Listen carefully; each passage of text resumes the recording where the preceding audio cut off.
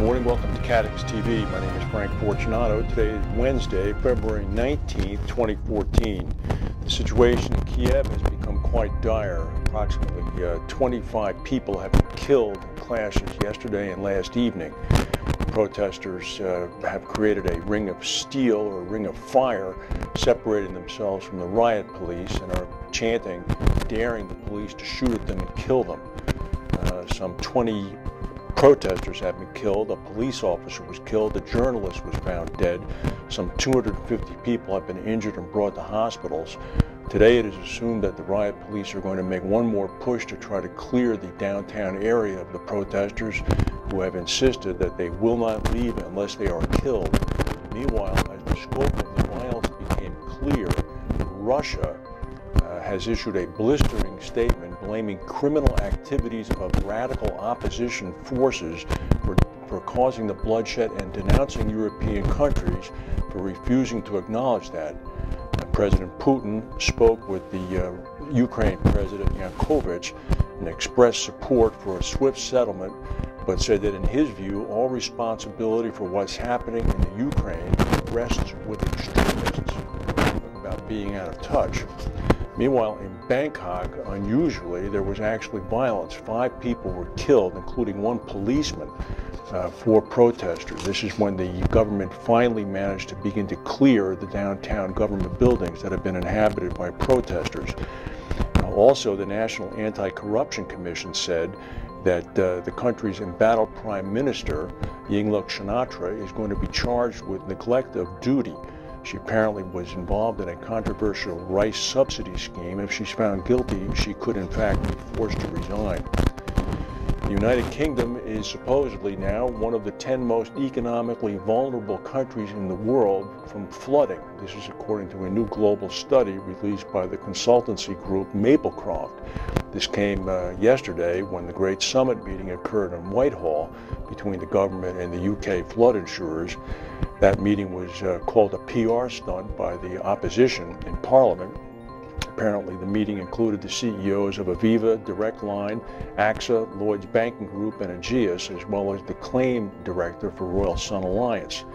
The parties all agreed that they would continue to uphold their obligation to not increase flood insurance rates until the introduction of the new overall entity, Flood Re, the government-created group, is finally done in 2015. The flood insurers assured the government that there had been no evidence of insurers raising the premiums for flood risk properties in advance. Meanwhile, they also pledged to look at the cost of their telephone lines for customers. Apparently, customers have been forced to call the insurers, paying up to 41 pence a minute, or about 70 cents a minute, in order to get help for claims.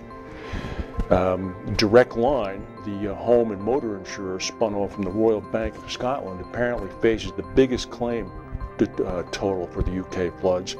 They could come in anywhere between £80 million and £120 million. It's as high as 200 million US. It seems that Aviva and RSA could come in between 40 million and 80 million pounds. Meanwhile, the Bermuda reinsurance industry has been criticized by a Florida state legislator. He's written a letter describing as simply insane plans for the state-run CAT fund to buy up to $1.5 billion in private reinsurance. The legislator is a Miami Republican. His name is Frank Artiles. He said that the Florida Hurricane CAT Fund's plan to buy private insurance would be like throwing a lifeline to Bermuda reinsurers. Not so sure that Bermuda reinsurers require a lifeline.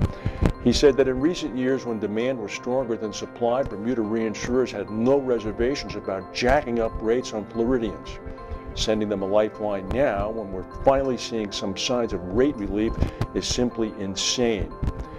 Jack Nicholson, the head of the Florida CAT Fund, said that the plan to buy private reinsurance would increase rates by possibly just about 1%, but would meanwhile guarantee that in the event of a hurricane, there would be no need to go out to the private bond market.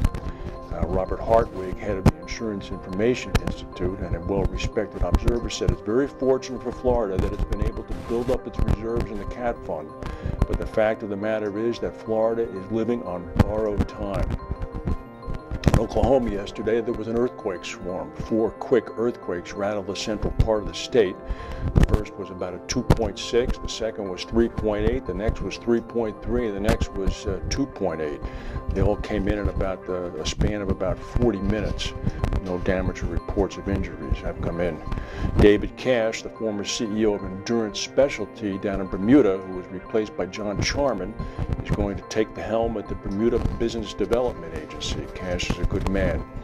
Willis warned today that competitive pressure driving the dips in property cat rates is going to now spill over into casualty reinsurance rates.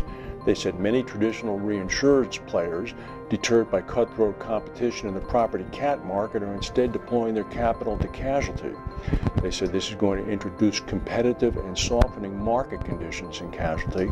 Most importantly, Willis said that Watford Re, the casualty-focused sidecar backed by Bermuda-based Arch Re, whose genesis was reported last year, demonstrates the growing willingness of capital market investors to support casualty capacity.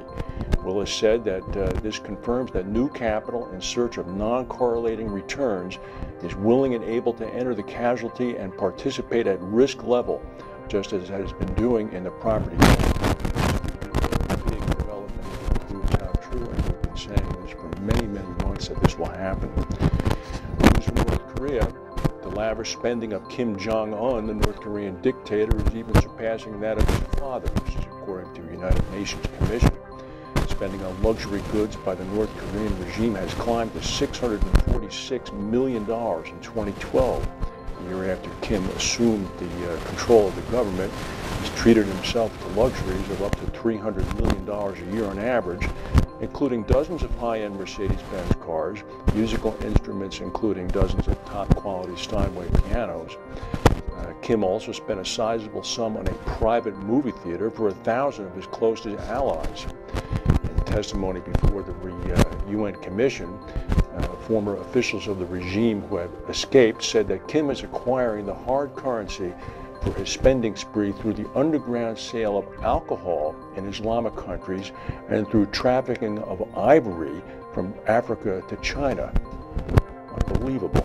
The claims of the commission are backed up by comments of none other than Dennis Rodman, the former American basketball player, who visited North Korea in October, describing the lifestyle of Mr. Kim as 7-star.